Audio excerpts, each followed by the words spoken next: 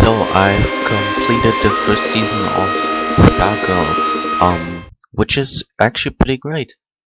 I definitely didn't expect it to be as good as it was. Now, Stargirl has been forever the love child of Jeff Jones, who created Stargirl as an analog to his sister who passed away.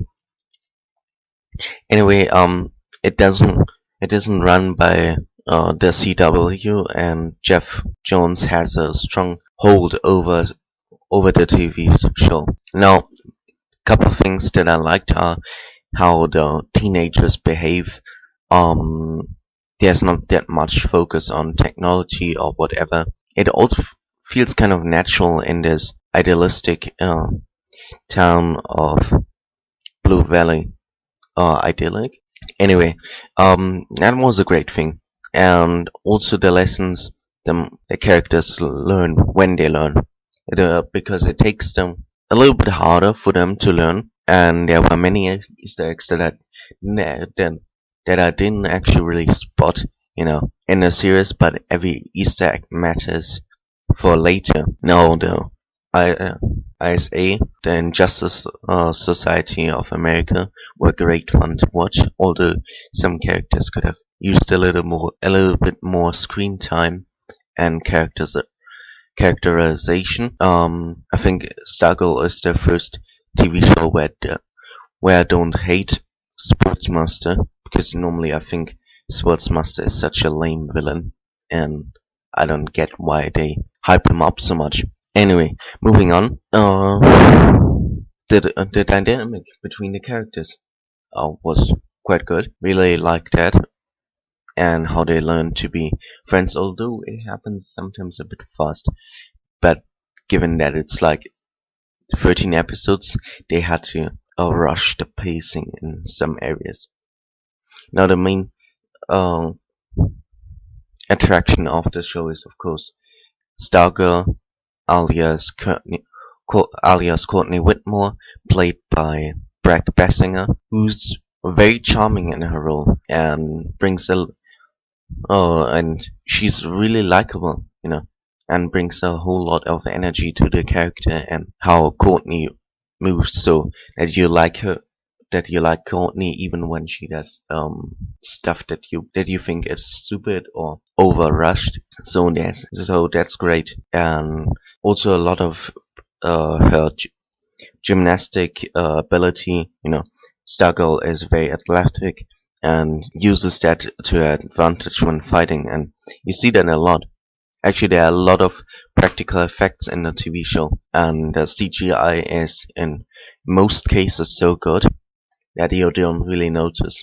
For example, the cosmic stuff which you see, it's like a little piece, but every time when it's on screen, it's like big, when in reality it's just a small kind of stick that you hold, but in a TV show it's huge, and you feel it's huge and powerful because of lighting and how it's animated, so you think she has a real cosmic stuff there in her hands, and that was great.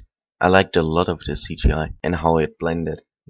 There you notice immediately a different budget when you go to the CW. You don't really get that great effects for most of the time.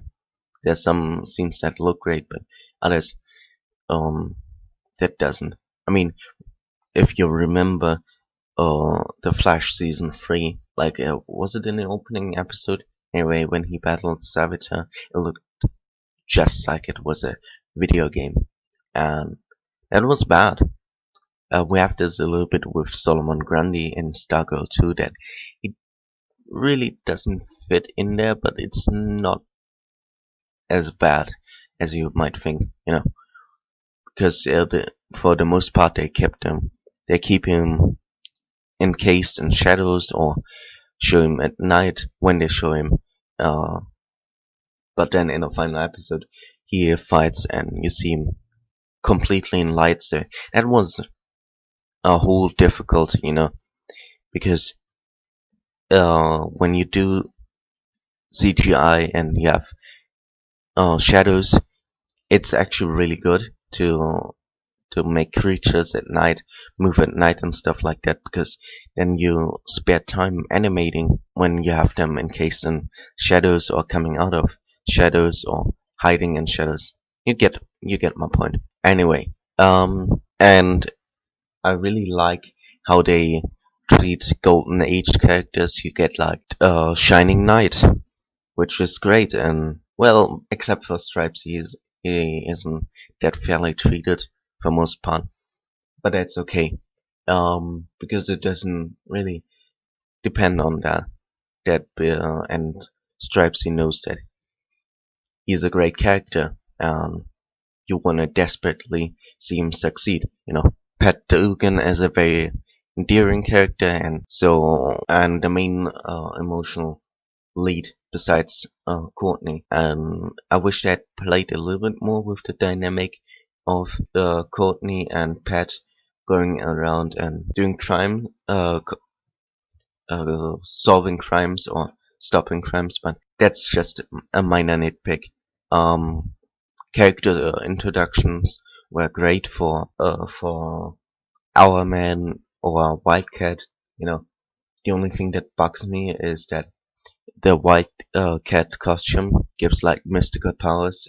In the comics, the man behind the white cat identity was just a regular guy. Sure, he had like 9 lives, so he can't really die, but he was just a normal boxer going around uh, boxing people.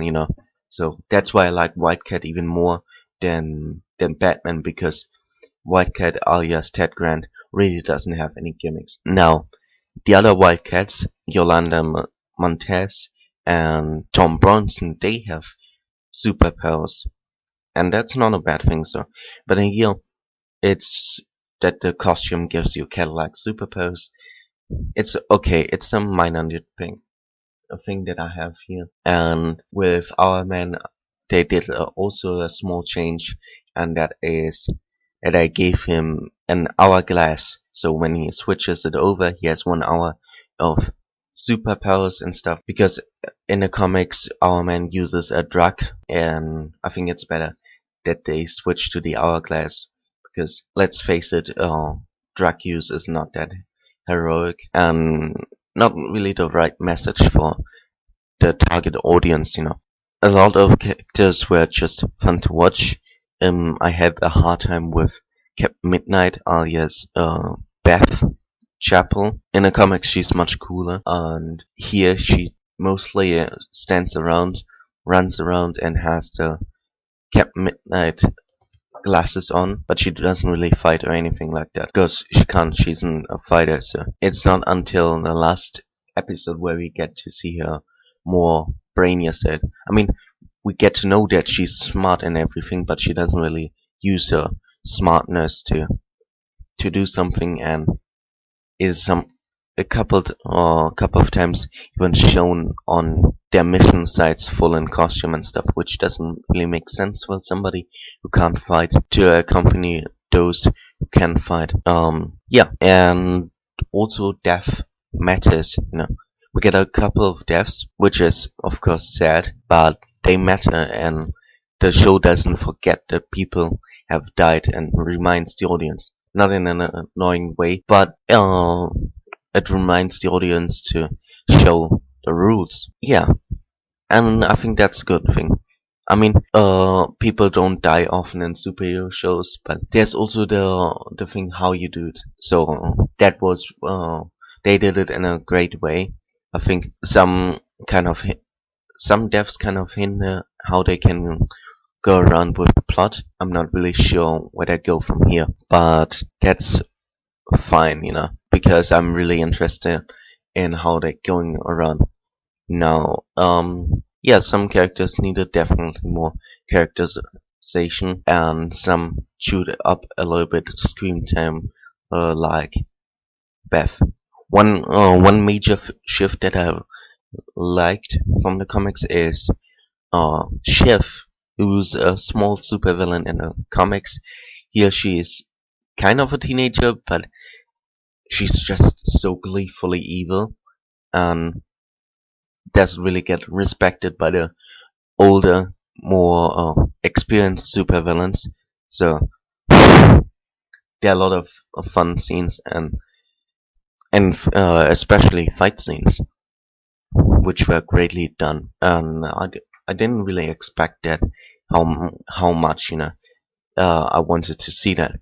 So good thing is that Chef is now set up as the main villain for the next season. Overall, it wa- overall I think it was a great introduction. Could have been a little bit more nuanced. In some cases, it reminds me of the first season of Supergirl, which was also a bit cheesy and head scratching at times, but they did pretty much everything they could.